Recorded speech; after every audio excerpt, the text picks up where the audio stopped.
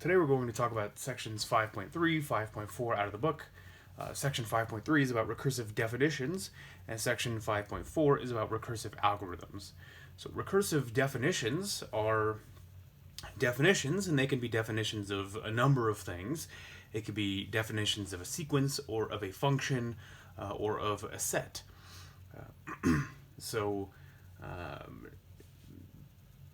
basically, a recursive definition is one which starts with one or more base cases and then gives you new function definitions in terms of the already established values of the function. So a few things that we want to be aware of is how can we do this? What can we use this for? And how can we determine that our definition is valid and correct? And sometimes how can we solve these? So let's get started with some examples. So factorial, so we may or may not have seen factorials before. I expect that many of us have. So in factorial, for a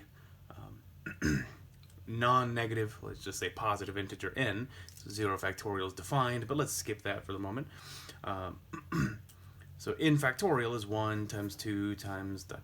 all the way up to n. It's just the product. So for a positive integer n factorial is the product of all of the integers from 1 to n. Okay? So this is a non-recursive definition. If I wanted to give a recursive definition of the same function, the factorial function, I could say 1 factorial equals 1, and there's my base case, and then I could say n factorial equals n times n minus 1 factorial. So this is the base case, 1 factorial equals 1. This is the recursive part, where I give a new value of the function based on this old value of the function. So I'm defining n factorial in terms of n minus 1 factorial, and I'm doing something with it, but I'm referencing previous values of the function to define new values of the function. Okay, so another example, probably the most famous example, say f0 equals 1, f1 equals 1, and then fn equals fn minus 1 plus fn minus 2 for n greater than 1. These are the Fibonacci numbers. So I get, in this case, I have two base cases. And then I have a recursive part. So I'm defining the value fn in terms of the older values, the previous values, fn minus 1 and fn minus 2. Okay, so these are some recursive definitions. So we can define other things recursively, not just a function or a sequence.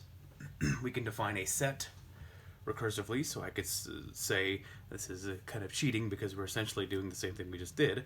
I say a1 equals 1, and then an equals 2 plus an minus 1.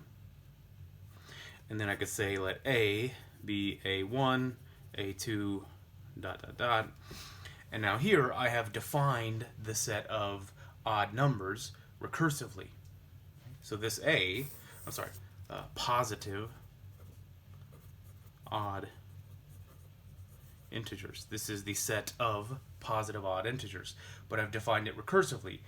So if you just take, according to this definition, so if I just tell you, here's 7, you can't say 7 is a positive odd integer, so it's in the set.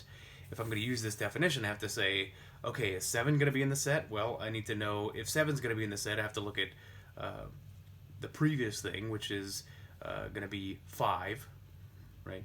And then I have to look at the previous thing, which is going to be 3, and I keep going until I get down to 1, right? So whether or not 7 is in the set is that information is contained in this pair of equations here. So we can define sets that way. Things that you'll be probably more interested in would be, let's look here. So we're going to do strings, character strings of zeros and ones. Okay, so look at strings of zeros and ones, and say is this empty set I'm going to use to denote the empty string. Okay, the string consisting of no characters. Okay. Write that so that it's readable. And concatenation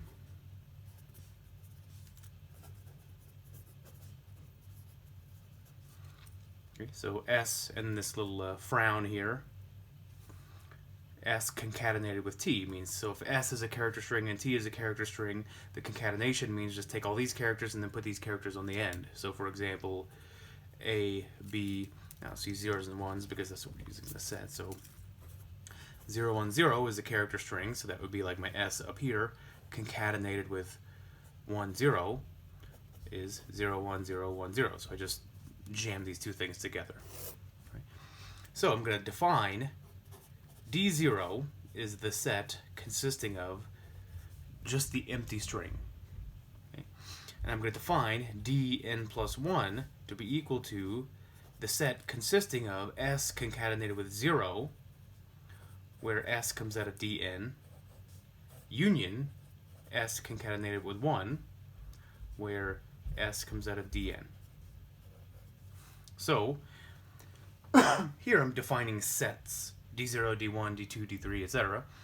D0 is my base case. It's defined without referencing anything else. But then Dn plus 1 is defined using Dn. So I'm defining these sets in terms of the previous sets. Okay, so in order to find Dn plus 1, I take all the things in Dn and I either concatenate a 1 or a 0. Okay. So we're probably familiar with this kind of thing. This is a binary tree. So D0 is just the empty string. And now I'm going to take D1. So D1 means take the things in D0 and concatenate 0 or 1. So if I take the empty string and concatenate 0, I get 0. If I take the empty string consisting of no characters and concatenate 1, I get 1. So D1 consists of those two elements. And now to get D2, I take the elements of D1 and concatenate zeros and 1s. So I take the 0 and concatenate with 0, I get 0. Take the 0 and concatenate with 1, I get, 0, 0, 0, 1. Take the 1 and concatenate with 0, I get 1, 0. Take the 1 and concatenate with 1, I get 1, 1. And so D2 consists of those 4 elements. And so we're probably familiar with binary trees. Right? So the next one's going to have 8 elements. So D3 is going to have 8 elements, etc. And these are the levels of my binary tree. So I use D because typically we call, at least I call these depth. So the empty string is at depth 0. These are at depth 1. These are at depth 2. These are at depth 3, etc. So that's the reason I use the letter D here. So you could also do kind of joint recursive definitions where, so for example, in a binary tree like this, oftentimes you want to have, if I'm at one of these positions, which we call a node in a tree, I'd like to have some pointer that points me back to the parent node. And so as you go through the tree, you would define the new set, D1, and then for each thing in D1, you would define the parent function, right? So I would say parent of 1 equals the empty string. The parent of this node is that one. And the parent of 0 equals also empty set, the parent right there. Okay. Parent of 1, 1, so parent of 1, 1 equals 1. Okay. So here,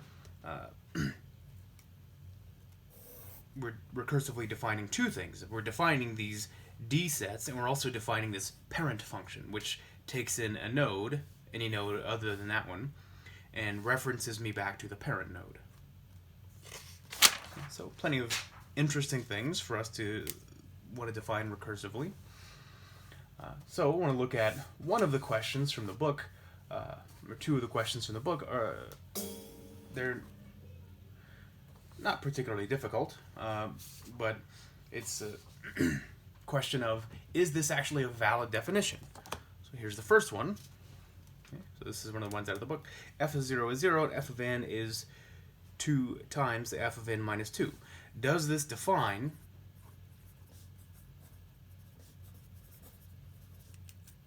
f on the entire set? Is this f defined for all of these? Because that is the goal, right? So it asks, if I give you just this piece of information, does that define f on this entire set? The answer here is no. It's because here, fn is defined in terms of fn minus 2, and if I look at, say, f of 1, Well, we don't know what that is because if I take n equals 1, then n minus 2 is negative 1. That's nowhere to be seen. Right? So here, this actually only defines the function at 0. Okay? So this is kind of an easy example of a recursive definition that actually doesn't work. It's not valid. It doesn't define the function everywhere that it's supposed to, because in the definition part here, I'm referencing something that has not been defined, even though it's a smaller value. So f of 1 is defined in terms of f of negative 1, which hasn't been defined. Okay. So another one is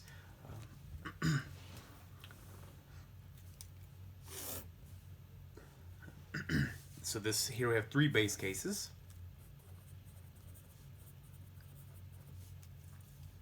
And then f of n is defined in terms of f of n minus 3. Does this, okay, so let D denote the set of n such that f of n is defined, right? And then we can say, does D contain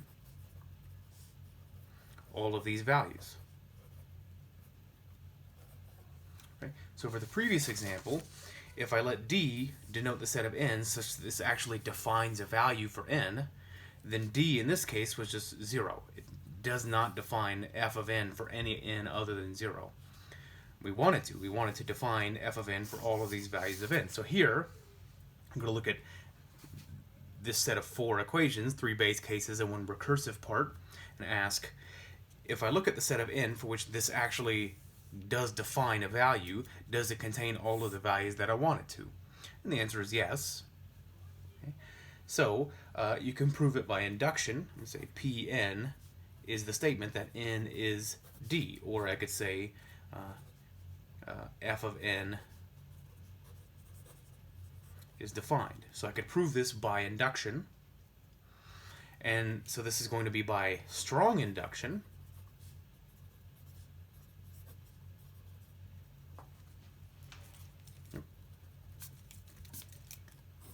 Weak induction and not strong induction.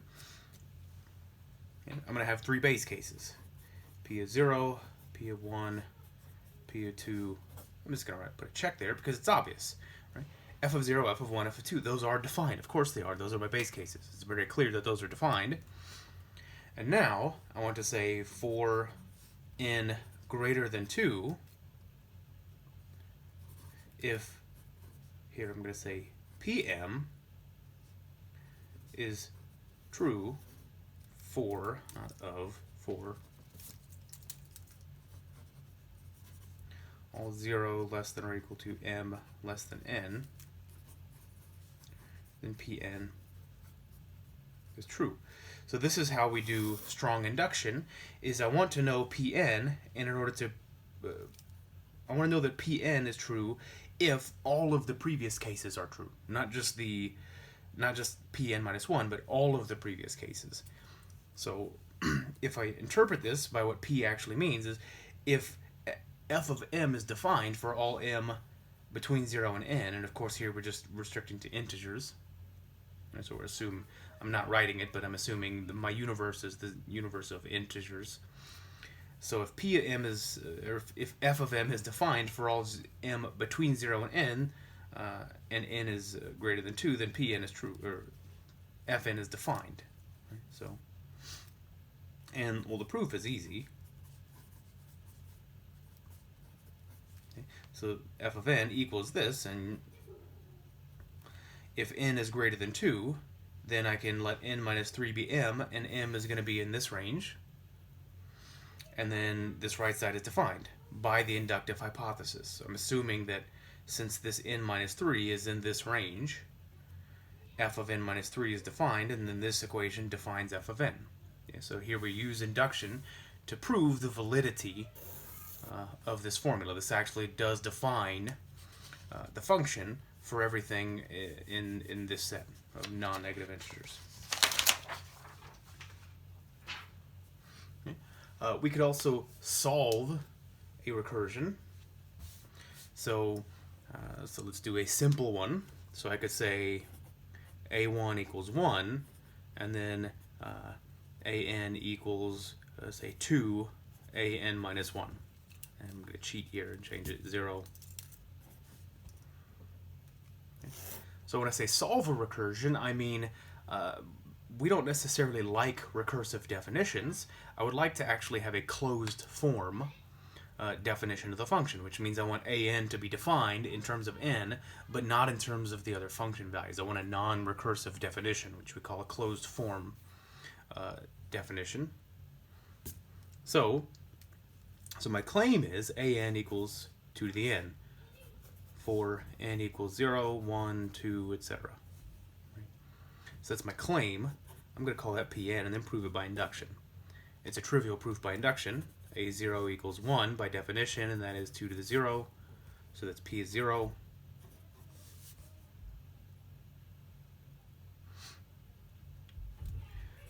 An plus 1 equals 2 times an by definition. And assuming Pn,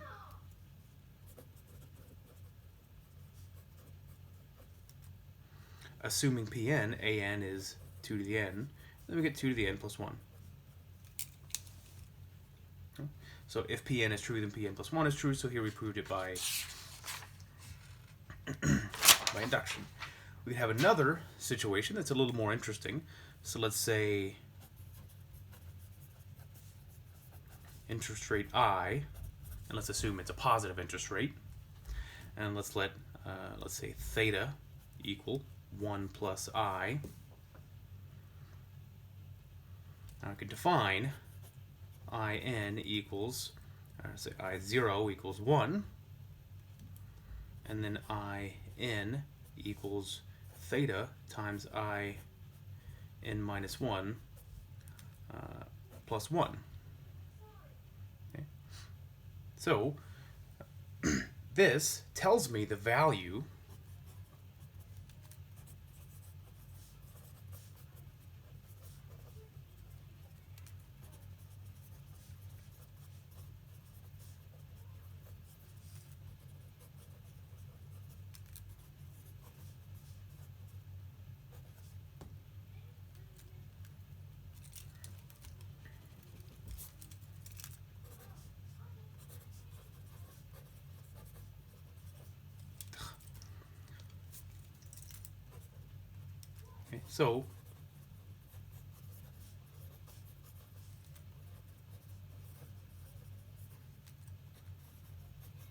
So this value in is the value at time n. So maybe for the sake of concreteness, let's say our time is measured in months, and this I is a monthly interest rate, and the interest is compounded monthly.